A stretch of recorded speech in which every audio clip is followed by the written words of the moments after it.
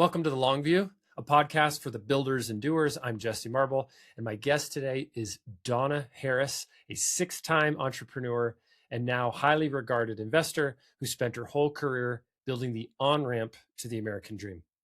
Donna was building companies before the dot-com boom, when launching a company meant physically hauling your own server to a hosting provider and racking it yourself. Maybe some of you all know what those words mean. She's an operator and entrepreneur, now turned investor, and so she's lived on all sides of that table. She co-founded 1776, one of the first startup incubator networks in Washington, D.C., and also co-founded K Street Capital.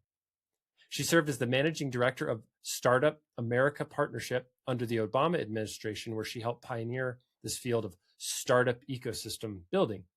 She's also been named Business Insider's top 25 female early stage investors the last 3 years running. In this episode, Donna talks about what's actually broken in the startup ecosystem. She has hot takes around startup maximizing in this world of everything maxing, on the myth of the perfect profit machine, and how fit and readiness are an incredibly important factor in raising venture capital.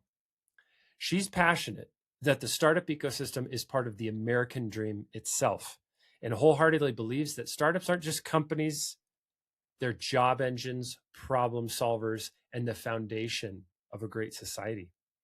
She's now the founder and CEO of Builders and Backers, the world's first AI-powered venture studio, as well as still the general partner at 1776 Ventures.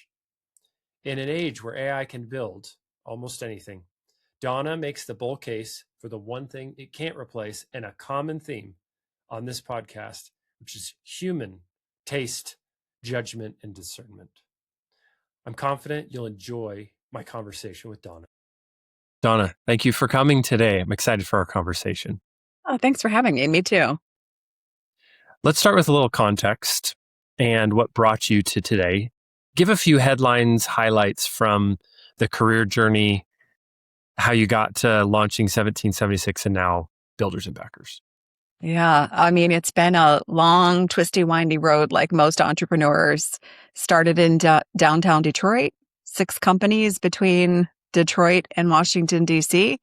Everything from a couple of great successful exits to private equity firms to a few dumpster fires along the way, and became a prolific angel investor and venture capitalist and lifelong champion for activating entrepreneurial talent. Okay, so you did angel investing. Did you do angel first and then decide you wanted to do that professionally as a VC with a fund? Or what was that? A lot of people ask that question, kind of the relationship between angel investing and running a fund. What was that sequence and relationship for you? I started as an angel investor, had made a handful of investments myself, and then helped to launch K Street Capital here in DC, which is an angel group of sort of DC insiders. And that led to launching our fund at 1776. And even since then, I've done both in parallel. And now we have a fund and we invest directly at Builders and Backers as well. So I look at it more as deploying capital and using lots of different vehicles to do it. So DC has not historically been a big venture and startup ecosystem.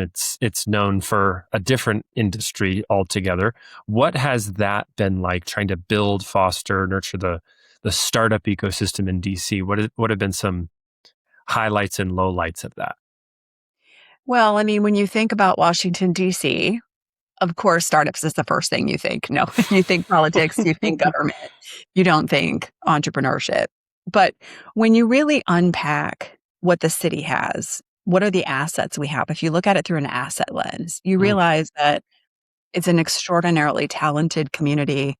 We have expertise in industries like transportation, energy, education, healthcare, right? Things that make up the lion's share of our global GDP. So massive industries that are also ripe for disruption. And when you look at it through that lens, plus the fact it is a very capital-rich region, we have many of the wealthiest counties in the country in our backyard. It starts to look a lot more ripe for an entrepreneurial ecosystem than one might originally imagine. So when we can look through that lens and we can get other people looking at the region through that lens, it starts to look very exciting in terms of mobilizing innovators. So give some headlines, highlights, lessons learned from as an operator, entrepreneur. You had some successful exits. What, as you look back, I'm so curious about what of course, there's lots of things to discuss around the startups themselves that you built, but also how would those things compare to if you were building them in 2026? So think about the early startups, but through the lens of if you were building them now.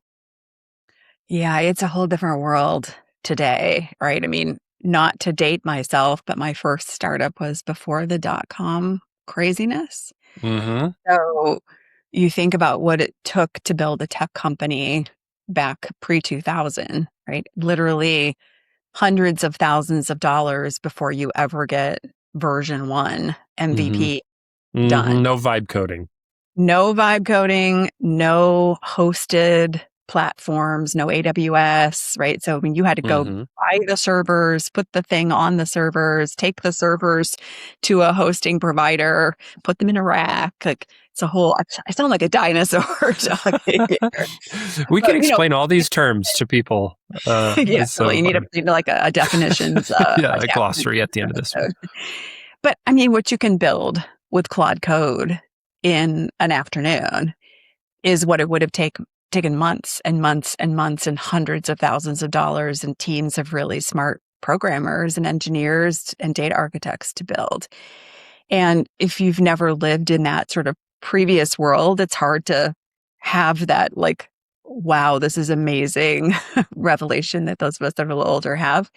Mm-hmm. But it's really exciting. Like the idea that anybody with an idea has the tools that they would need to be able to bring that idea to life is really just unheard of. And it can be very, very exciting. I saw a chart and it was showing survival rates of startups, over 1 year, 5 years, 10 years, but it was showing it longitudinally. And what was really interesting was that startups as a percentage are not, those lines didn't go up over time. The same percentage of startups survive to year 10 now as in 10 years ago, 20 years ago, 30 years ago. And I'm curious, I know I don't have that chart to show you here, but I'm curious how you process that idea that yes, we have more tools, that we have more resources, and we have all this stuff. But in some ways, it's not actually getting any better. It was amazing how straight the line for any given kind of timeline, like a year, 5 years, 10 years, it was a straight line, meaning the rates were not getting any better. And I don't quite know what to make of that chart. What comes to mind for you if I could show you that chart? You're getting right to the heart of why I launched Builders and Backers. So to just put this in perspective, I was managing director of Startup America back before we knew what ecosystem building would become. Was not a term. It was not something that we did. And it was really around the idea that the recognition that startups create jobs, and therefore we need more startups because we need the jobs that they will create. And that was 2011, 2012, early 2013. And, you look at what has ensued since, we have spent almost $1 trillion as a country putting startup hubs, incubators, accelerators, programming in every nook and cranny in the country. And I was sitting here in about 2018, 2019, and you start looking at that data and you think, how is it possible that we have spent almost $1 trillion and yet the startup rate is largely unchanged? The failure rate is largely unchanged. Capital is actually more concentrated today than the day I joined Startup America. So what's not adding up here? Because we ought to be seeing those three levers move. Mhm. And that is actually why I ended up stepping away from my role as co-CEO of 1776. I took about a 18-month sabbatical and did deep research and traveled the country and really sort of pulled at the threads of the sweater to see how I could unravel it. And what I uncovered has formed the foundation for my beliefs of what we're doing at Builders and Backers, because I still believe the very same thing I believed 20 years ago. This country is chock full of talent. Ideas are not the problem. Mhm. 62% of us have them. There is something broken at both the activation layer and the layer where we convert those newly activated founders into successful companies. And funding plays a role in that, but so does what we teach and how our programming is delivered and a variety of other things. But um, it is one of the most important problems we can solve today, because it's not just, hey, we need more startups. It is AI is taking jobs. We need orders of magnitude more startups to create the same number of jobs. Mhm. And startups solve problems that matter. And by the way, entrepreneurial thinking and doing is highly tied to things like agency and democracy. And so we believe it is one of the single most important things that we can tackle as a country is getting more people starting and increase the odds that those success rates can go up.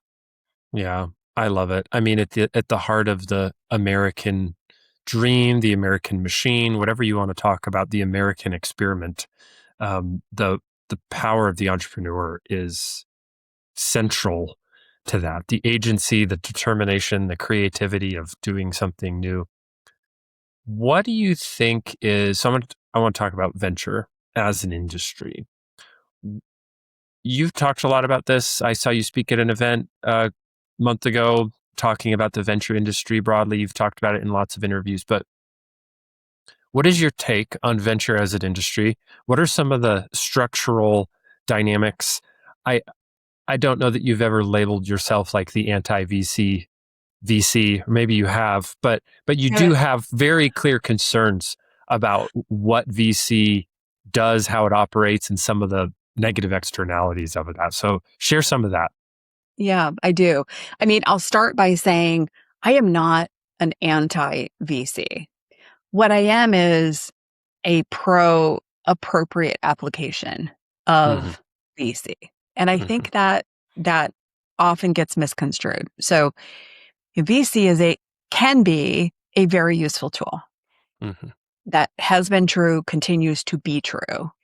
The challenge is that largely we have conflated venture capital and entrepreneurship. These things have somehow become like interchangeable parts. Mhm. Mhm. And VC has taken over our imagination as a country and in our ecosystems. And so, what I have found in my research, found this deeply, is that very few people really understand what it is and where it is best applied, right? Specific kind of company, massive market, incredibly fast growth, strive to own the category. By the way, that's about 1% of startups. So, Mhm.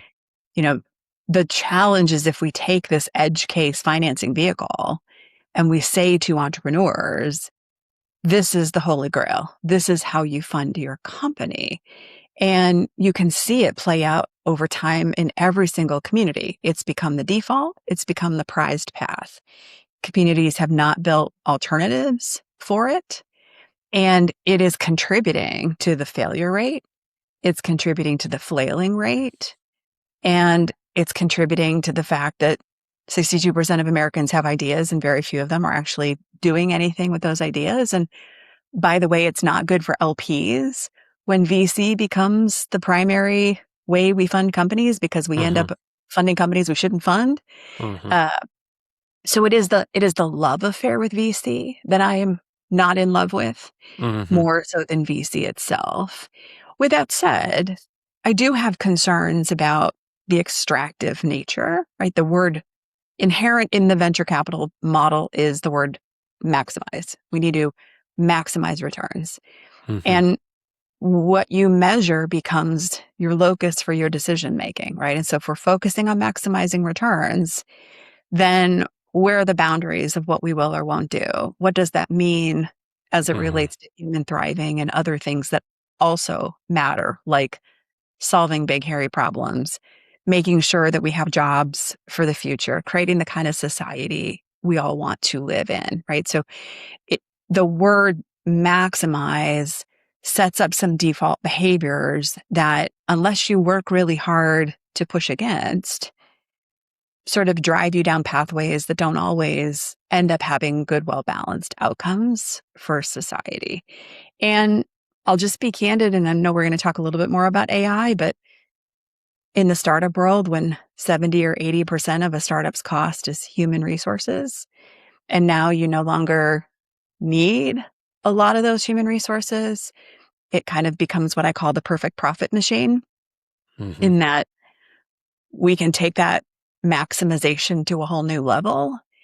And I worry about things like wealth inequality and are we actually going to create jobs? And if entrepreneurship was the way that we created solutions for problems and thriving, and they're the net new job creators in our country, is that true for the next generation of entrepreneurs? So I am not I am not on a mission to get people to turn against venture capital. I am on a Hmm. mission for us to recognize its use cases Hmm. and to encourage people to build some alternatives so that we can actually take a well-balanced approach to funding entrepreneurship. So if I come to you and I say, Donna, I have a new idea. I'm thinking about raising some capital. Maybe I want to raise VC, but I'm not sure. What is the rubric? What are the test questions, the quiz questions? How do you guide a founder through just knowing if VC is for them or not? Yeah, I think there's two layers to it. One is readiness, and the other is fit. So a lot of founders don't recognize that the idea that you can get venture capital funding on the back of a napkin is no longer valid, right? I mean, what Hmm. used to be Especially that with vibe coding. totally used to be that the early days of venture capital were, experimental funding. We'll fund your Hmm. idea, we'll fund your ability to give it a go and see if your hypothesis is correct. That is no longer really true. Venture capital is much more a growth vehicle than an Hmm. early growth vehicle. And oftentimes they are trying to raise capital before they've got any early traction, right? I need $500,000 to build my product to prove X, Y, or Z. No, no, you don't. Hmm. You don't. You need to go vibe code something and get it in market and get some users and customers. And by the way, you don't need anything really to do that. Uh, and then the second is the recognition of how big, how quick, how massive can this company get, and how quickly can Hmm. it get there? And Hmm. are you the one to do that? And do you want to do that? Right? People don't really understand when you run the math for them of, if a fund has only 7, 8, 9, 10 years to return the entire fund value, what does that mean in terms of how big you need to get and how quickly you need to get there? And what Hmm. does it take, and does your market support that? When you lay that out for founders, you can sort of see the light bulbs, the eyes as big as saucers, and the light bulb starts to go on of like, Hmm. oh, I don't see a scenario where that could happen. The challenge we find is that there isn't and so you should go pursue this other kind of There's funding. not an It's easy, not an easy obvious alternative. for most founders, unfortunately. So you see Hmm. not so much the failure rate, you see the flailing rate, because they're out Hmm. there trying their hardest to raise that money, and they're pitching everyone, and they're at all the pitch competitions, and they're doing all the networking events, and they've sent their deck to everyone that they can track their email down for. Like, it's just this monumental effort that is not going to result in capital because of this misalignment. Hmm. How do you see AI changing the venture industry itself? Because, okay, so you can vibe code something, get something in market. So you said it's less experiment, it's more growth kind of by nature now because of the tools. There's also this question of, will these startups need as much capital? So the venture machine won't have as many places to put capital potentially. But then on the other side, you say there could be such a huge proliferation of startups that there will be plenty of places to put that capital. Where do you see AI taking the kind of macro top line venture business? Yeah. I mean, I think it's worth being granular about this. I do think there are different kinds of companies that will require different capital trajectories. So heavy tech, big investments, companies like Anthropic, right? They're not going to seed strap a round or two and, call it a day. Like Yeah. that's capital intensive businesses. Hmm. And that is going to continue. There are going to be businesses of that category that very much need the venture capital pathway of multiple rounds of funding as you grow. And that's not going to go away. And there are big firms that are positioning themselves as being the funders, building and dominating those industries.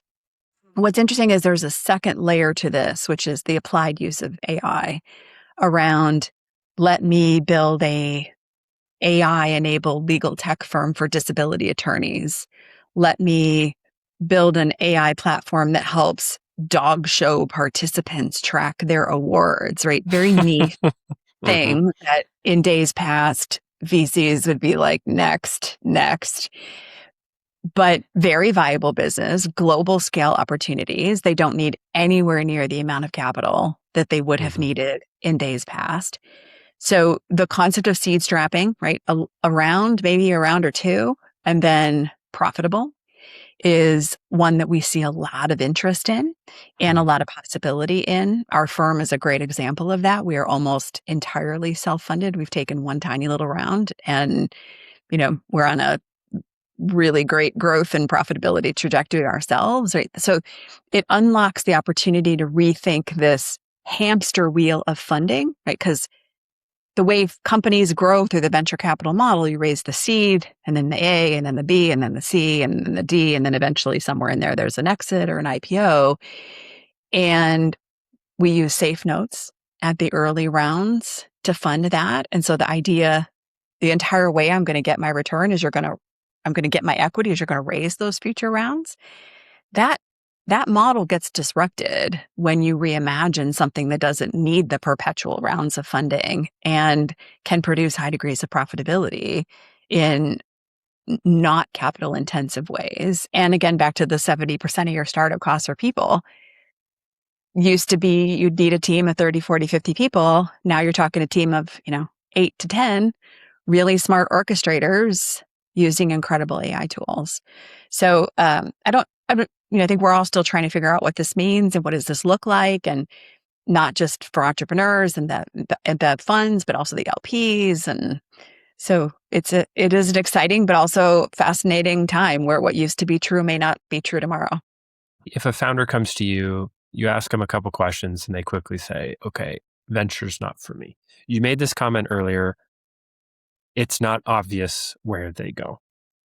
Where should they go? What is the next step? Is it to try and kind of do a seed strap, a small little angel round? Is it just bootstrap it? I know it's going to depend on what the model is, what the business itself is, but do you have any go-to responses when it's, okay, you are in the 98, 99% that should not pursue venture? Hmm. Yeah. I think this is a great opportunity for angel capital. It's a great opportunity for local community investment funds in particular. We're Mm. seeing a lot of activity on that front, micro funds that run alongside the local entrepreneurial support organization. So we advise looking sort of at that lens. We do teach a lot about bootstrapping. We find founders are often not really sure what that is or how to do it. So we have got a whole line of curriculum and numerous AI agents to help founders figure out if that's the right path for them and then actually pursue it if they want to.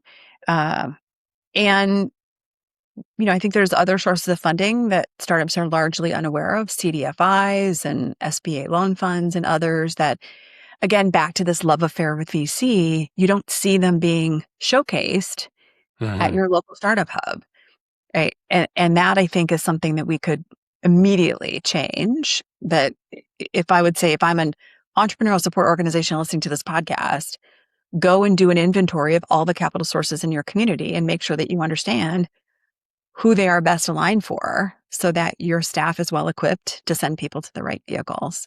And then we have a missing middle inventory. It's a scorecard on our website that can help you identify where you have capital gaps as a city and begin to help Oh, you think cool. how to close those as a community, Mm-hmm. because I do think it is more a community challenge right now that these things don't exist, even though conceptually they could. Mm-hmm. There are different, so kind of within venture, there are some different venture building models. There's accelerators. At Wildwood, we have what we call a growth studio. So after we invest, we roll up our sleeves and work real hands-on. There's incubators, and a lot of these blur together, and they be, even we call ours a growth studio. It's sometimes Those are very it's confused. it's semantics. It doesn't help founders. Some studios are co-founders, some studios are not. So how do you think about kind of these other models, accelerators? What should a founder look for, listen for, consider when they hear, oh, you should go apply to YC, you should go apply to Techstars, you should come work with backers and builders? What are the what are the decision criteria for these types of venture building models for a Yeah. founder? I mean, first of all, I love that there's innovation happening in the ways that we support and fund startups. So the emergence of the studio model, and I love. And I think that it is solving one of the jobs that founders need done the most, which is if you're new to entrepreneurship, you don't know what to do or what not to do, right? We learn it Mhm. by doing it. So simply handing you some money and going, good luck with that, doesn't always work. It works for some founders for sure, but not everyone. So the studio model, I'm really interested in and intrigued by. What we find is that founders don't know how to think critically about what they need and the options that are out there for them and how to match those things. So we get very caught up in whatever the buzz in the ecosystem is. Oh, everyone's talking about Y Combinator or Techstars. I should go apply for that. And Mhm. when I look at some of the companies that apply for those programs, I think, "Mm, I don't know what you thought you might be getting out of these programs, but I really Mhm. don't think this is a good fit for you." But no one's really having that level of conversation because we just get excited about the programs, we promote the programs. So we really encourage founders to think clearly about, where are you? What is the next thing you need to be doing? Where is the bottleneck in your startup? And what is it you need most to solve that problem? Maybe it's money. Maybe it's help getting the right customer. Maybe it's a certain kind of advice or expertise that you're missing. But make sure you understand what you need and what it is the thing you're applying for is offering, and make sure those things are in alignment, Hmm. especially when That's it's an Yep. equity-based accelerator that, it's expensive. You're giving up a chunk of your company. Mhm. Would you give 5% of your company to a person to come in and do something for you? You'd think very critically about that. The same Right. should be true of an accelerator. So Right. let's be less in love with brands and more focused on what's the job I actually need to get done here? Yeah, jobs to be done. That's really good. And even for Wildwood, the founders that we work with, we want to make sure that there is great alignment and expectations around what Wildwood does, what we don't do, how we can help. Um, yes, I love our team and I think we're great at what we do. We're also not a silver bullet. There's no magic wand here. I mean, we've seen incredibly talented, incredibly well-funded startups with great ideas that still, they can be a great surfer on a great surfboard on a big wave and still Yeah. not hit it. So much silver bullet magic wand thinking in startup land, right? If Hmm. only I got into this program, or if only our city had this branded accelerator, we would be all set. Like I don't know how we have landed in a place where we aren't thinking granularly about this work, but we absolutely need to be. Hmm. We have a little acronym that we use sometimes even when you read an individual pitch deck from a founder, and they'll have the pieces. They'll have, here's the idea and here's a go to market idea and here's a talented team. But sometimes we'll joke internally, the acronym is TAMO, TAMO. Then a miracle occurs. And then Yeah. you see like this revenue slide that does this. If you're listening and not watching, I'm making my hand go up and to the right, which is like we're going to be at 200 million in revenue in 5 years from now. The devil is in the details. I mean, every single step of that journey is brutally difficult, and you're learning new things that were broken every day, every month. And I just think there is the PR machine, the PR and media machine in America has bled into the entrepreneurial story in positive ways. Like, wow, look at the power of being an entrepreneur. This is so cool. Great. The downside is you hear about Cursor that went from zero to whatever. Anthropic is at $30 billion in revenue in a couple years. That is not only an edge case, that these things are truly, it would be like getting struck by lightning while you're getting eaten by a shark, right? Like this is like statistically impossible, Yeah, right? But those stories, like Anthropic is 40% of the news, right? And so you think that this is like a common thing, as opposed to it's hard to raise your pre-seed round. It's hard to raise even 200, 600, $1.2 million rounds are an obscene amount of work. You don't just get money thrown at you, which is what you yeah. hear. And it sets expectations up and down the stream, right? Like LPs are wondering why their fund they invested in isn't delivering the way Anthropic is delivering. And, funds are trying to chase those deals, but they're few and far between. And communities are trumpeting those as this is what entrepreneurial success in America looks like. And up and down the stream, we have this really distorted view that it should be easier than it is. It should be faster than it is. And every company can become the next Anthropic, which is just not, none of those things are true. Yeah, I've joked before that I think what VCs are not necessarily great investors. We're great at PR. We're better marketers than we are investors, which is the ability to build this ecosystem and make it think that this is how it all works, and we're selling the dream. And it's like, I love your idea too. I'm going back to, you said it a couple times. There's not only like your failure rate, there's like the flail, you call it like your failure rate. Your flailing rate. But it's everywhere, right? I mean, you walk into any startup event, pitch competition, like people are they want to be part of the startup machine, part of the startup theater.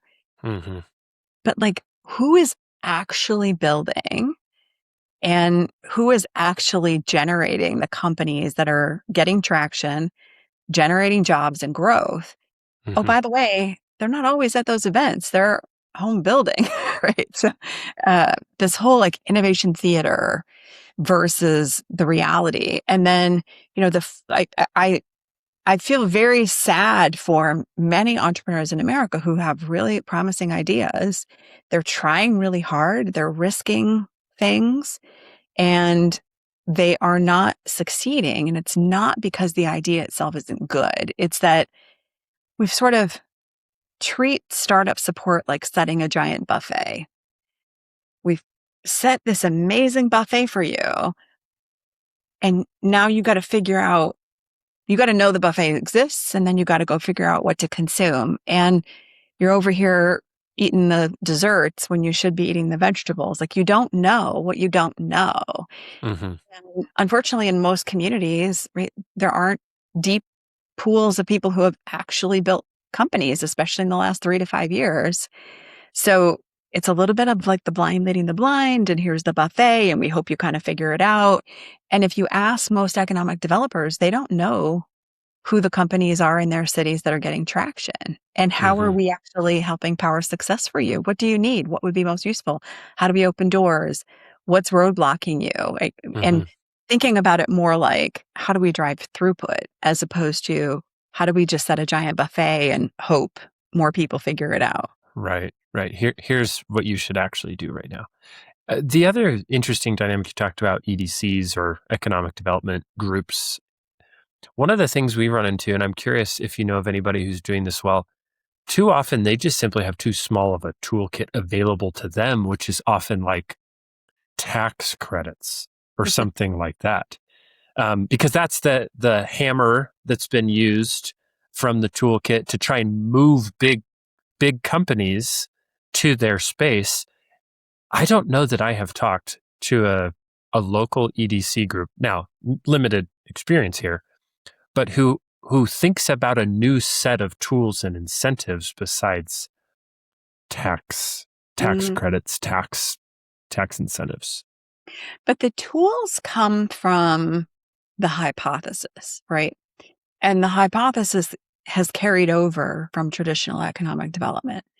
That Mm-hmm. hypothesis has been the way we generate jobs is we recruit big companies to locate their headquarters, plant, Mm-hmm. whatever, in Yep. ours, right? Jobs by the thousands. And so when you carry that forward into what does that mean for entrepreneurship and innovation, very often you see the silver bullet program approach. We just need Techstars. We just need a plug and play. We just need a fill in the Mm-hmm. blank.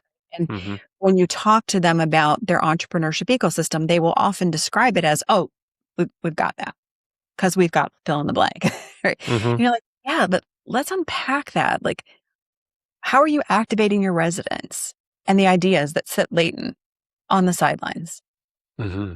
How are you actually funding the businesses that emerge across the entire stack of potential kinds of companies that can generate a strong community? Yes, venture capital. What about the other 99%? Mm-hmm. And what programs are needed, right? So thinking granularly. And so when you start to reframe, what is the thing that we are actually trying to optimize for? Are we actually trying to optimize for jobs? Are we trying to optimize for publicity? Are we trying to optimize for venture capital investment deployed? It, depending on what you say you're optimizing for, your strategies can fall out of that. And Mm-hmm. therefore, the tools that you can use to deploy those strategies. So oftentimes we'll have communities that will say they're optimizing for jobs, but they're actually optimizing for venture capital rounds and PR announcement. Mm-hmm.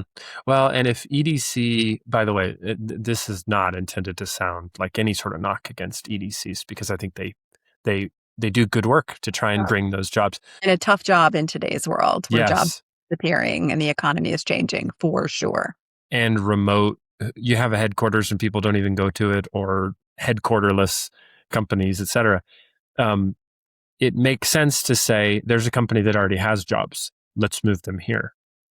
It is a harder crock pot style way of cooking, which is how can we build companies that eventually hire people here, right? As opposed to just moving existing jobs to the space. So I get it. What is a city or a metro that you think is doing this well?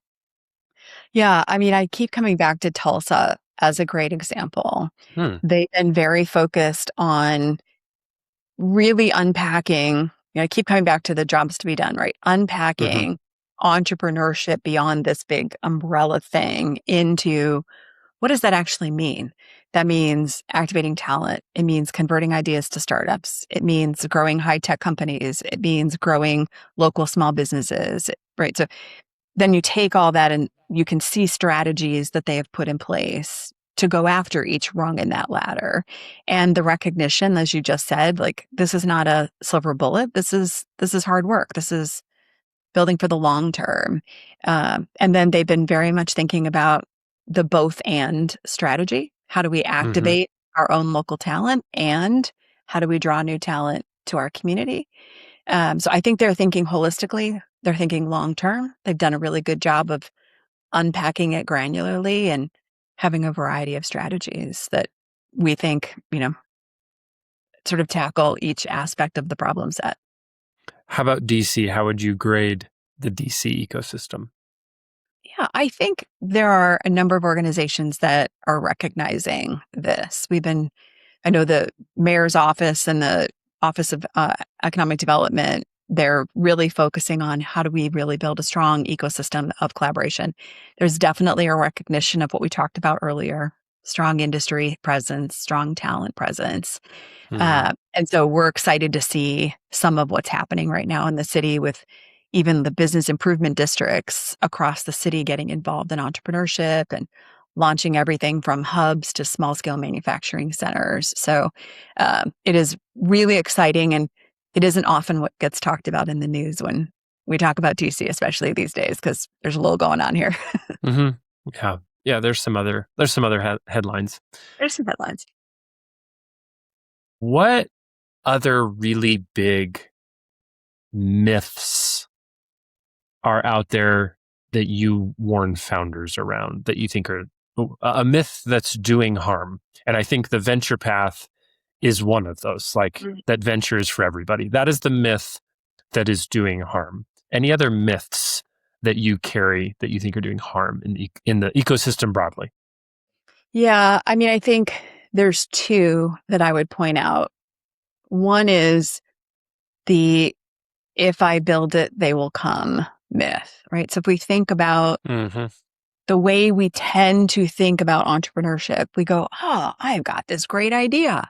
I'm going to go ahead and build it. And by the way, I can vibe code it in a weekend. And so let me just do that because if I see the problem, it must exist. And so they go ahead and they build it and they're all excited and they're going to all the events and they're doing all the startup things and they're not getting any customers. They're not getting any traction and they don't actually have a company. They have a project. They have a hobby. They have a product. And so the distinction that if you want to talk about what it means to be an entrepreneur, we have to expand the lens from just, I can vibe code a product in a weekend to what's the business here, right? The number one reason startups fail, they build things nobody wants. Now we can do it faster with AI, faster and cheaper. So really making sure that you understand who do you think has this problem? You've got to get out and talk to them. And then as quickly as you can, get something in front of them to see if people actually take the action you think they will take. Did they sign up? Did they buy? Did they subscribe? Did they purchase? Did they join the wait list? And oftentimes that tells you a whole lot. And you should try to do that as quickly and inexpensively as you can. You don't need to spend $30,000, $50,000 in 6 months building a product at all. You need a landing page. You need a pop-up event. You need a concierge experiment. You don't need a whole product to do that. And we don't talk a lot about that because we talk a lot about pitch decks and building MVPs. And there's literally, if you have an idea, the very first thing you should be is figuring out how quickly you can test that idea in the real world. So that's myth. Myth number two is very related, which is the AI myth, right? Like you see a lot of AI companies marketing.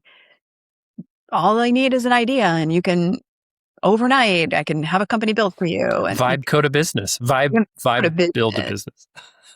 And there are definitely AI tools that can help you build a business for sure, but there's no substitute for that intersection of your human domain expertise and knowledge and real humans who would be the customers of your product and really understanding where there's a gap and where you have a hypothesis that there's a fit.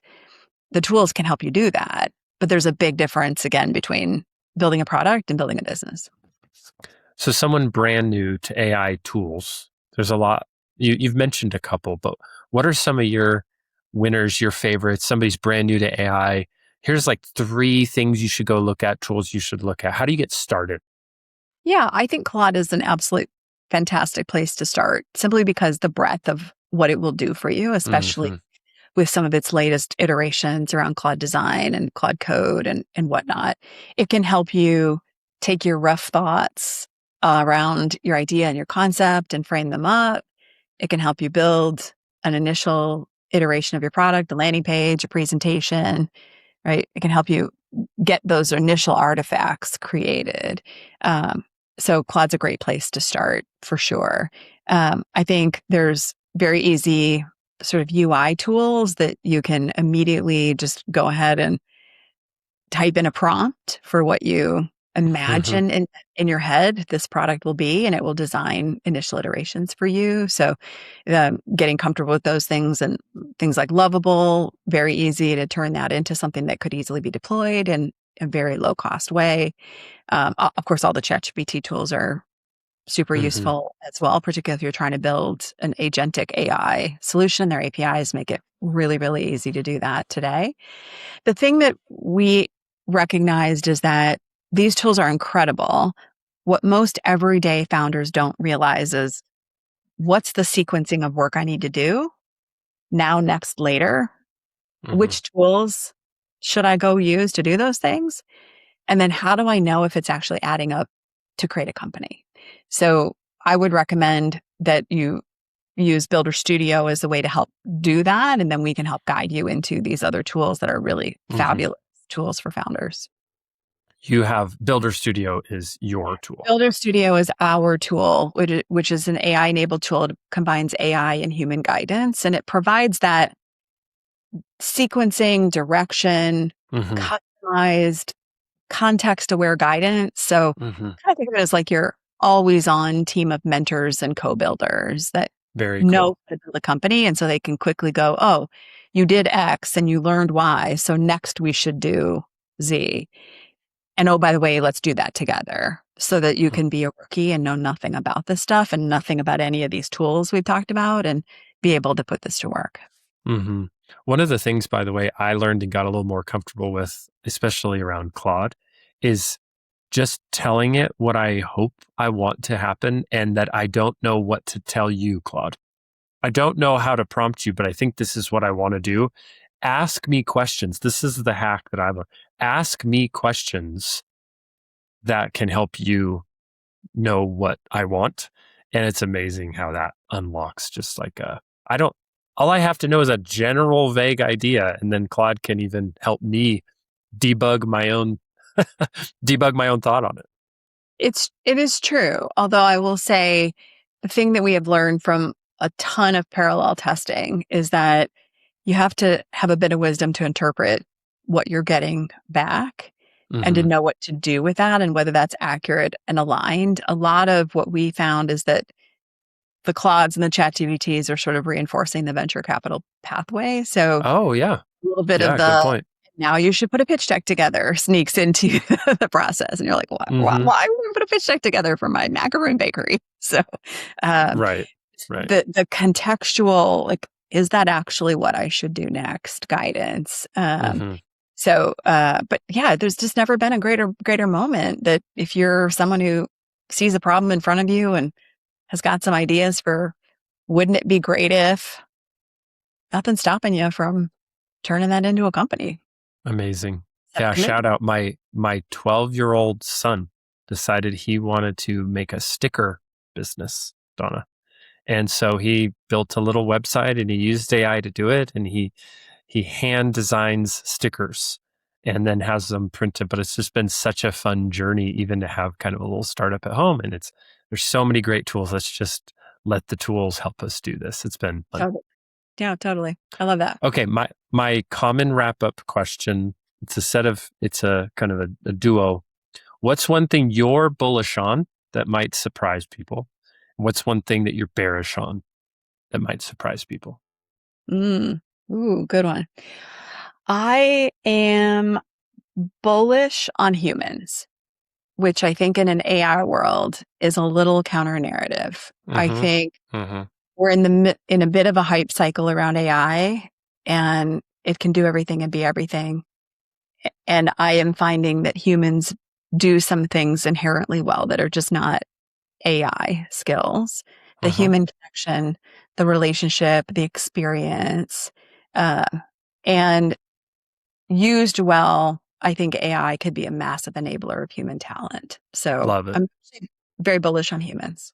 Love it. Me too. Yeah. Okay. What am I bearish on? I worry about AI as the perfect profit machine. I think that in a Wall Street driven world that is focused on maximizing shareholder returns, AI puts that on steroids. And I worry about what that looks like in terms of the structural economy, inequality of wealth, Mm-hmm.